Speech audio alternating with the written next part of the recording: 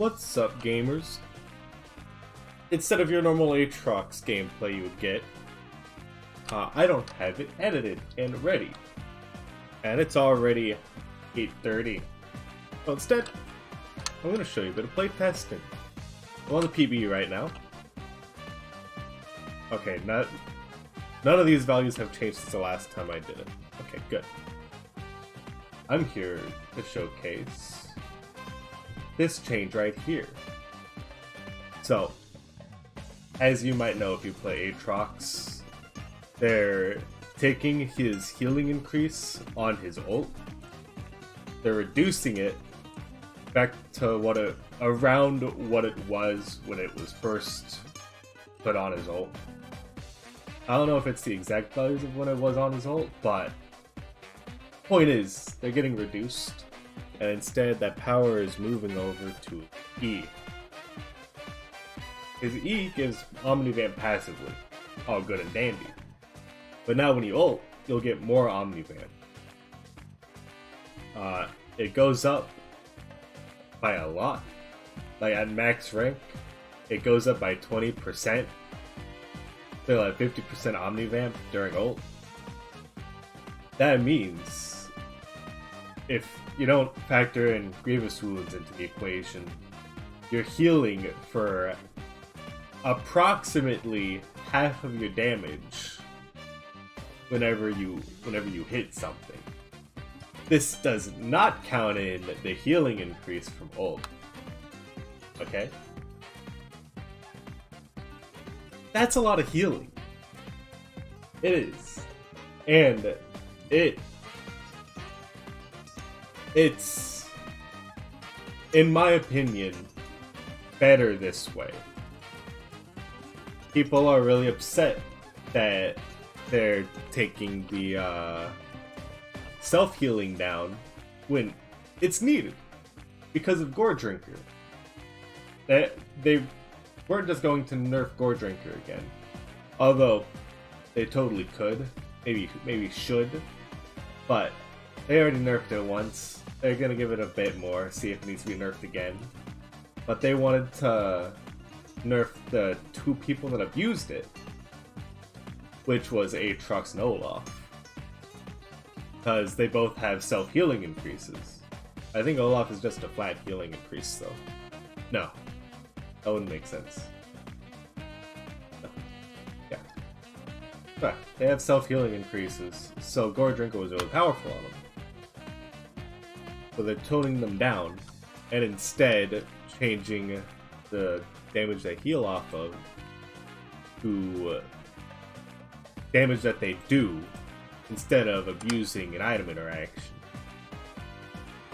So, you may be wondering, why did I just tell you about all that? Other than the fact that, hey, this is getting changed. I'm telling you about this because this brings forth a lot more flexibility in the build pad. Not so much for like your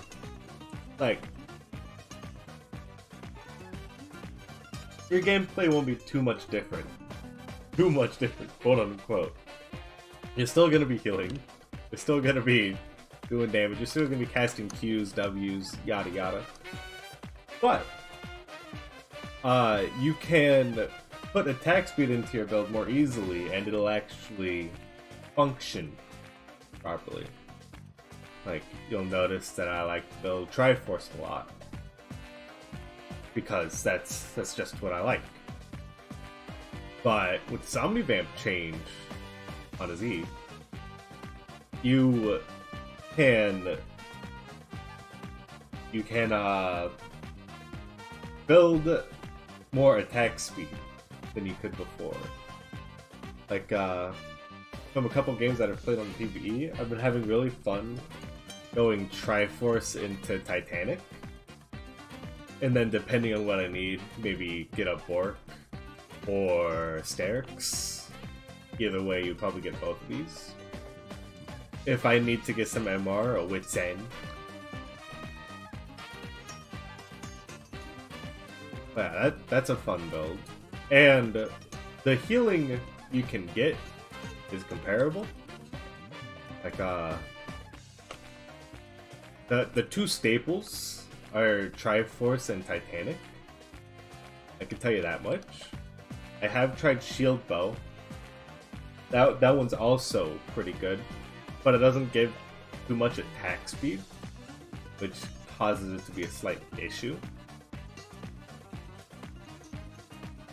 But another thing you could build after Titanic is just Bloodthirster. After, I don't know, Dork.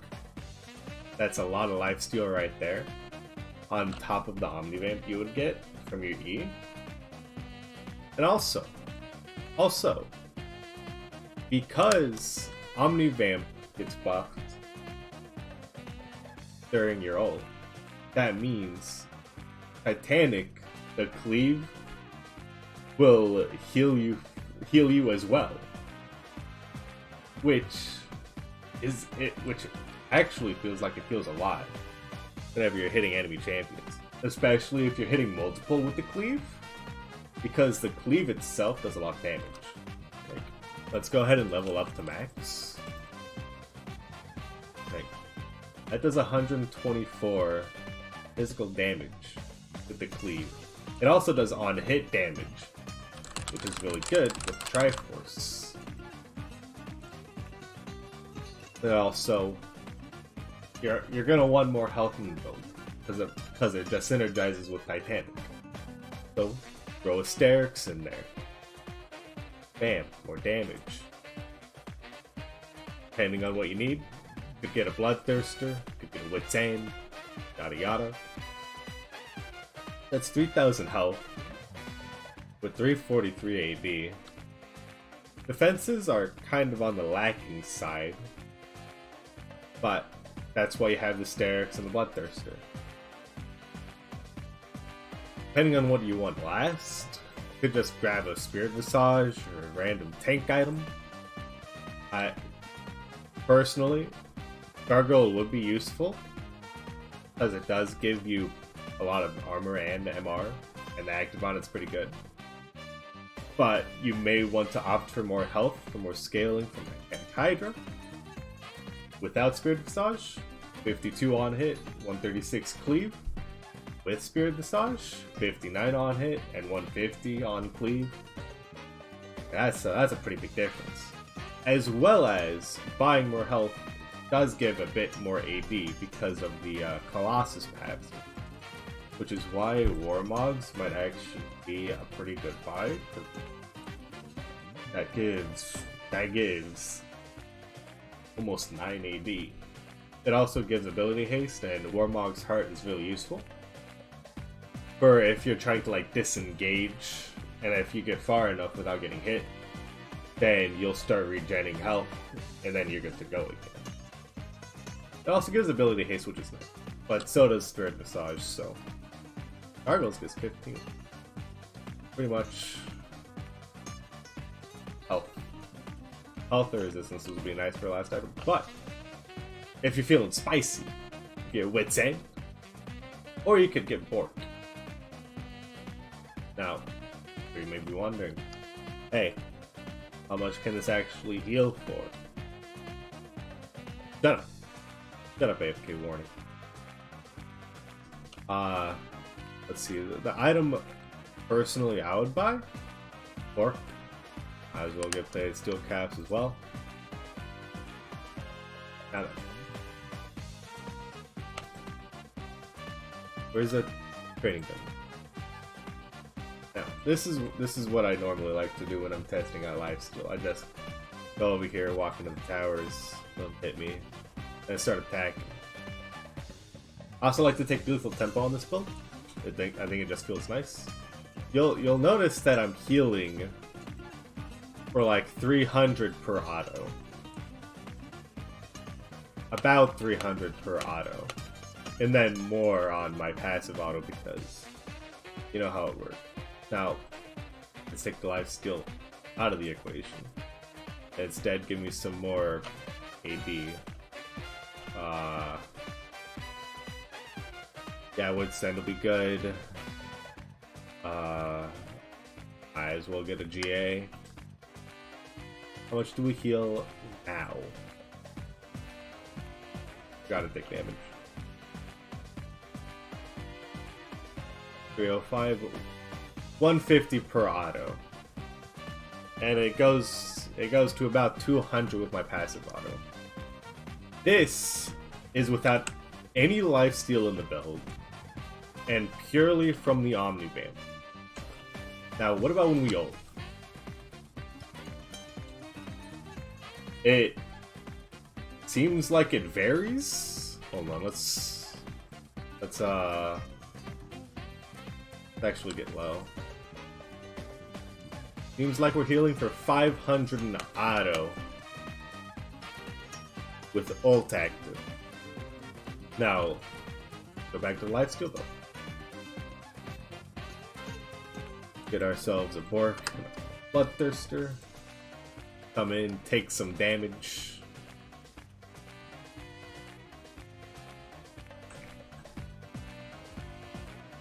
So this, again, 300-ish per auto. Occasionally it will be different because of the Bork passive. The Siphon.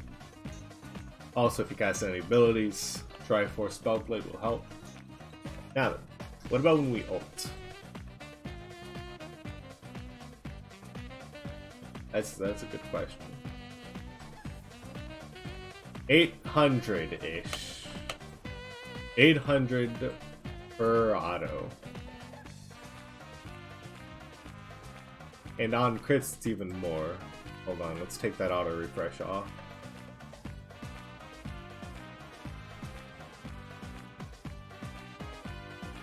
Waited a bit too long.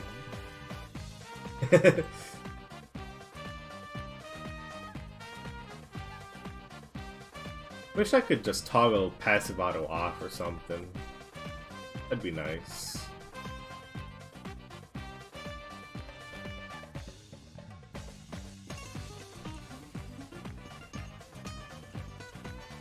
It looked to be about 800 per auto.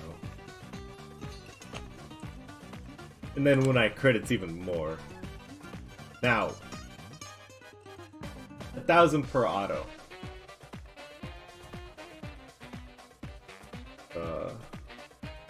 Let's get one out of tower range.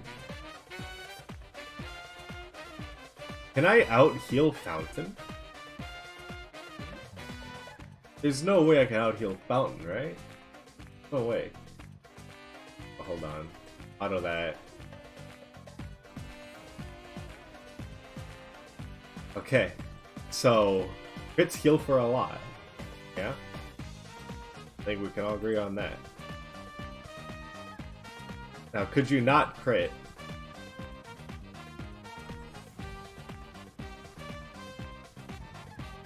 Let's test. Let's see if we can.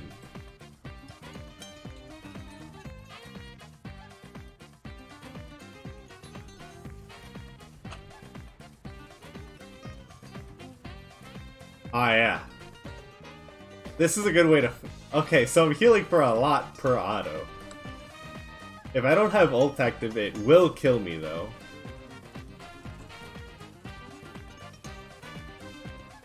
So it looks like I'm healing for about 900 to 1100 per auto, which is nutty. Now, at full build, healing for 900, 1100 per auto. Nice. However, not realistic. This is not taking into account any resistances they may have because all these dummies are at 0 armor. But fine. I should give them armor rating. Fine, I will. We'll give them 100 armor. You know, 120. That's how much damage reduction. I think it's like more than 50. 55. And health, we'll give them 2,000.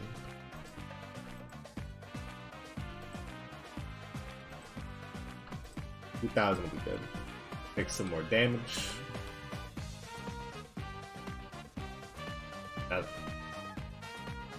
Without ult, 150, 160 per auto. On passive auto, goes up to about 300, and when Siphon activates, goes up to about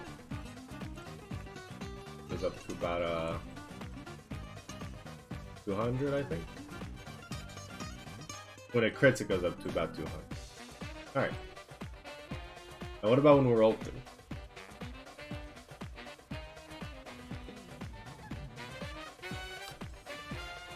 $600, $400, $900. 600, I think was a crit. No, 9. We really do need to take off auto refresh cooldown.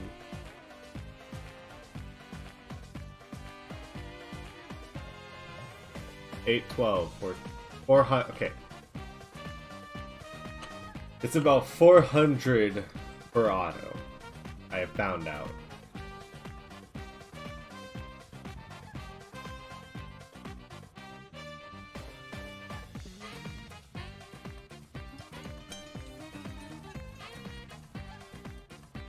I think 400 per auto is more realistic against someone like this.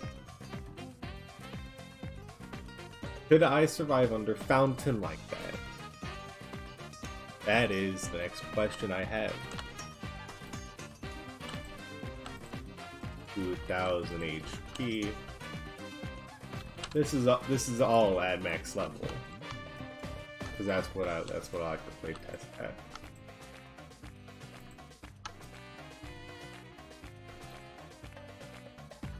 Two more health. There we go.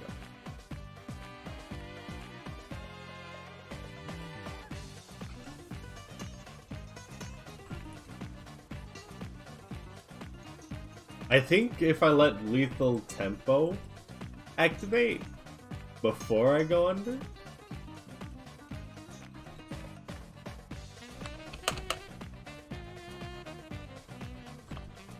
okay, so I will die if someone has that amount of health and resistances under Fountain. But if I can continuously auto attack them, I can live for like a couple seconds, which is more than I thought I would be living for, I'll be honest. What's the DPS on this guy?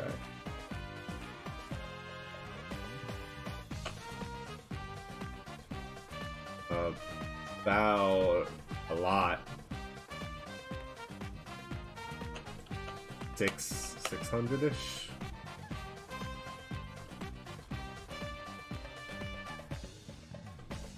About 600 DPS. What about on this? A lot more because it has no armor.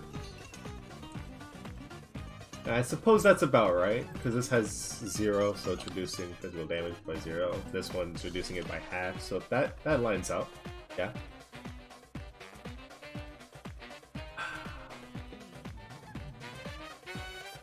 Oh, another funny thing.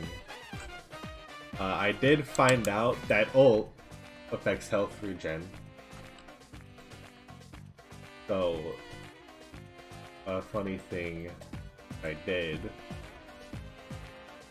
Do any of the tank mythics give health regen? No, they should change that. So, Warmogs. Knight's Vow. Might as well buy one of these. Boots. Spirit Massage. I don't think anything else gives health free.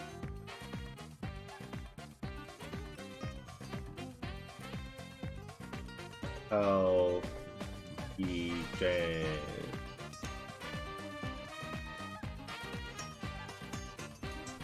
Why doesn't anything give health regen, man?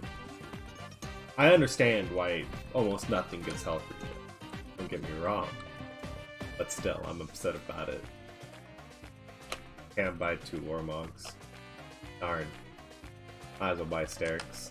So right now, the Warmog's passive is active. That's why we're healing. That's why health regen is up so high. When we ult, it goes up by that much.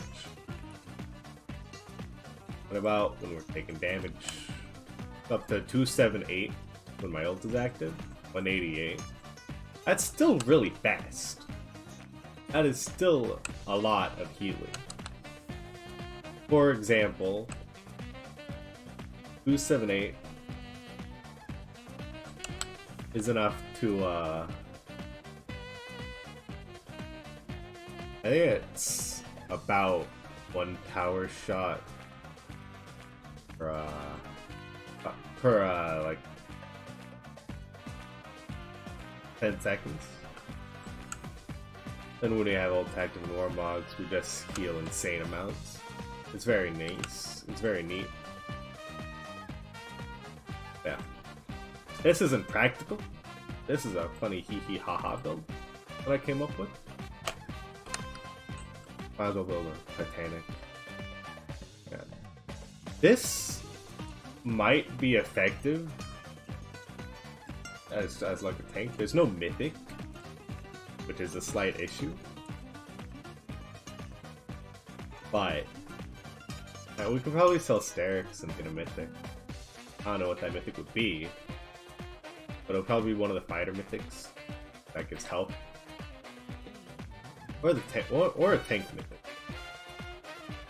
port mythic maybe. If I were to get any of the tank / support mythic, would probably be Locket though. Does that shield would be useful. Ability haste is useful. Gives health. Yada yada. Not a maid. Probably Gourd Drink or Divine Sunder, because those gives the most health out of these guys right here. And it also does give health regen. You're right, Sean. I forgot that Gourd Drinker gives health regen. Up to 213 without Warmogs active. With Warmog, we're up to 315. That is almost 1 tower shot per 5 seconds. That is pretty nuts, if I say so myself. But this isn't coming out for like another week. A shame. I am very excited for when this patch does come to live servers, because then I'm gonna be showcasing the power of attack speed. The Aatrox is coming back. Yeah, that's it. Thanks for watching. I appreciate it. If you have any funny ideas for builds that I could do on Aatrox, go ahead and comment them down below. I might look into them. But anyway, that's it. Peace out.